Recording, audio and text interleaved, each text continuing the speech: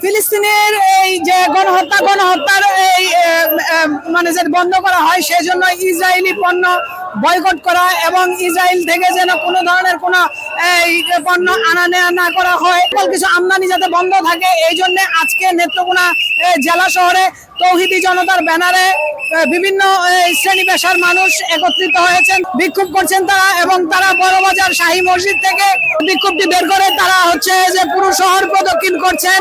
যারা আছেন সকল ধরনের শ্রেণী পেশার মানুষ এই বিক্ষোভ কর্মসূচিতে তারা একত্রিত হয়েছেন। যে কর্মসূচিকে সফল করতে তারা সারা শহর জুড়ে বিক্ষোভ করছেন যেন মানুষ ধীরে ধীরে এই ইসরায়েলি পণ্য বয়কট করে এবং ইসরায়েলি পণ্য যেন না আনে। আয়োজকদের মধ্য থেকে যে গাজী আব্দুর রহিম, আমরা তার কাছ থেকে জেনে নেব যে আসলে এই কি কারণে তারা আর কি করবেন। ইসরায়েল বিশ্ব মানবতার দুশ্মন। ইসরায়েল ফিলিস্তিনে সম্পূর্ণ আন্তর্জাতিক নিষেধাজ্ঞা উপেক্ষা করে সেখানে নারী, শিশু, বাচ্চা, আবার বৃদ্ধ সবাইকে নির্বিচারে হত্যা করতেছে। এরই প্রতিবাদে সারা বিশ্ব মুসলমানরা এটাকে ঘৃণা জানায় প্রতিবাদ জানায় রাজপথে নেমেছে। আমরা তারই অংশ হিসেবে ইসরায়েলের পণ্য বয়কটের আহ্বান জানিয়ে এবং ইসরায়েলের এই নৃশংসতা হত্যাকাণ্ডের তীব্র নিন্দা এবং প্রতিবাদ জানিয়ে আজকে আমরা এই বিক্ষোভ করতেছি।